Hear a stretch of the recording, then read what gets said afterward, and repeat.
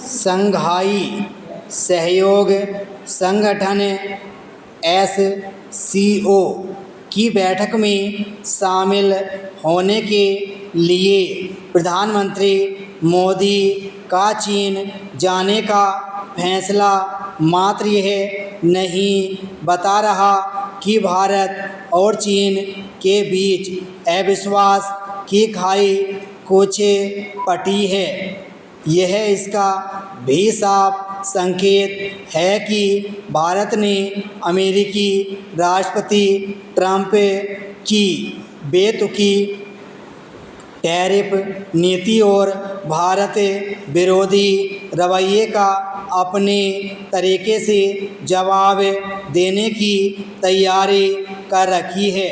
इसका प्रमाण राष्ट्रीय सुरक्षा सलाहकार अजित डोभाल का तब रूस पहुंचना है जब ट्रंप के विशेष दूत भी वहां गए हैं। ट्रंप के आगे न झुकने का स्पष्ट संदेश देना जरूरी था क्योंकि वह अपनी हद पार कर गए हैं।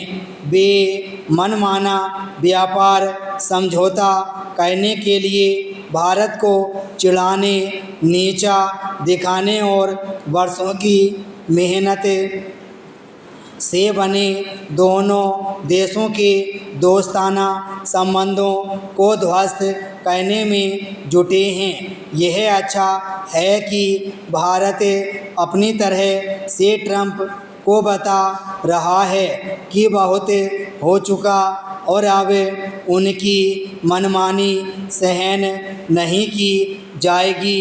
यदि अमेरिका सबसे शक्तिशाली देश है तो इसका यह मतलब नहीं कि भारत कुछ भी नहीं। ट्रंप को शायद यह सीखना शेष है कि दो देशों के संबंध बराबरी के आधार पर और कुछ ले देकर ही बनते हैं। ट्रंप तो केवल भारत से लेना ही चाहते हैं। उन्हें यह जल्दी समझ आ जाए तो अमेरिका और विश्व के लिए अच्छा कि आत्मविश्वास से भरे भारत को दबाया नहीं जा सकता। यदि भारत को अमेरिका की ज़रूरत है तो उसे भी हमारी आवश्यकता है। यह सही है कि अमेरिका से पीड़ित चीन भी भारत से संबंध सुधारना चाहता है, लेकिन इसकी अनदेखी बिल्कुल भी नहीं की जानी चाहिए कि वह भारतीय हितों के प्रति संवेदनशील नहीं। चीन अपने हितों की पूर्ति के लिए भारत का साथ तो चाहता है, लेकिन भारतीय हितों के खिलाफ काम करने से बाज भी नहीं आ रहा है। बात चाहे पहलगाम में आतंकी हमले को लेकर पाकिस्तान की भाषा बोलने की हो अथवा ऑपरेशन सिंदूर के दौरान उसकी खुले छिपे रूप से मदद करने की।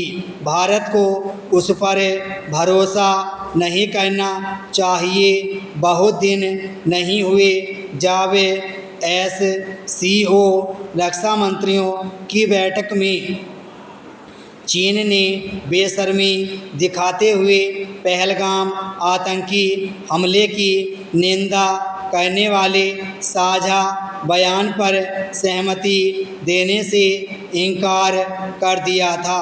इसके जवाब में भारत ने उस पर हस्ताक्षर करने से मना कर दिया था।